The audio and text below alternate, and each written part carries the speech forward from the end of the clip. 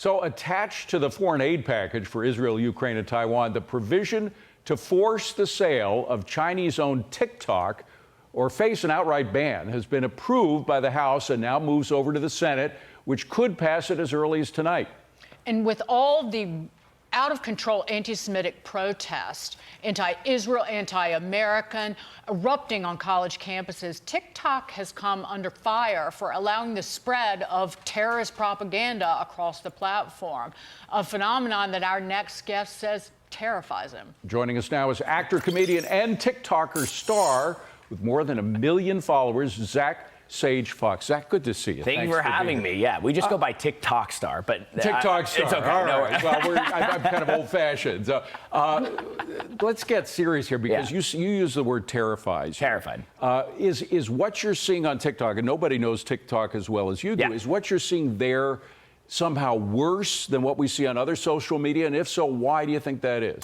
Totally. So it is. And I said this earlier, too. It's like all of the social media platforms, they need to do some serious work, especially in the comment section. I mean, you look at the comments like Hitler was right, kill the Jews. I mean, these are allowed to fully sit on the platforms, on all of them. You think it comes from China, perhaps? I think TikTok in particular is a worse problem than all. And I know this for a fact because a lot of my videos the last 6 months or so, I think today is day 200 since October 7th.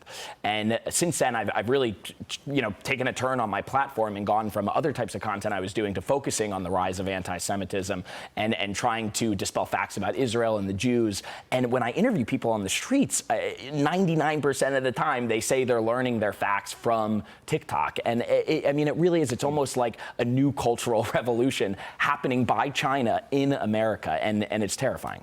I have so many questions. One, do you think that what we're seeing on college campuses is in some way not just related to their lived experiences in college, in these universities, but also social contagion that they might be experiencing through, say, TikTok? Yeah, 100%. I mean, it makes total sense, right? So we know young people are extremely impressionable, and I try to keep two things true at once, which is it's horrible what these kids are doing. I mean, we're seeing what looks like a new sort of Nazi youth revolution, but at the same time, that's the whole point, right? Like the Nazis were brilliant in catapulting the youth because when you're young, you have this desire to fight, to change, you're youthful and your brain's not fully developed. And so, these kids have been manipulated and they're seeing, algorithmically, I always say it's not an accident what we're seeing, it's algorithmic. And kids are seeing things over and over and over again that have, China's fingerprints on them. And it really is just coming from the access of evil. I mean, I'm sure all these guys, Putin, Xi Jinping, they must be thrilled at what they're seeing right now happening on the streets of America. But you're in favor of the sale, and even though you have a lot at stake with 100%. Over 1 million viewers, and there are 170 million total, do you think that the sale would change it at all, would make it less appreciated by the young folks who are using it? Totally. Here's what I'll say, right? I'm scared of what I'm seeing on all the platforms, but at least there's hope that our government will eventually rein in social media. Social media is here to stay, right? So do I want it to happen sooner? Yes. Do I think the Congress also needs to act and start reining in social media and start figuring out the line between free speech and hate speech, not only in public, but online? Of course. But the fact that TikTok is not owned by an American company, it means that I have no hope that can ever be reined in. And TikTok is by far the largest platform being used by Gen Z.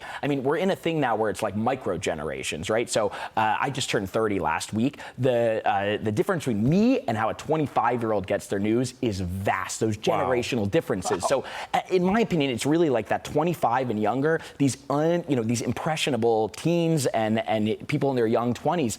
I mean, they're victims to this whole thing, too. And the adults in the room, in Congress, in our government, they got to figure this out, or else what you're seeing on the streets on college campuses right now, it's only going to get worse. Right.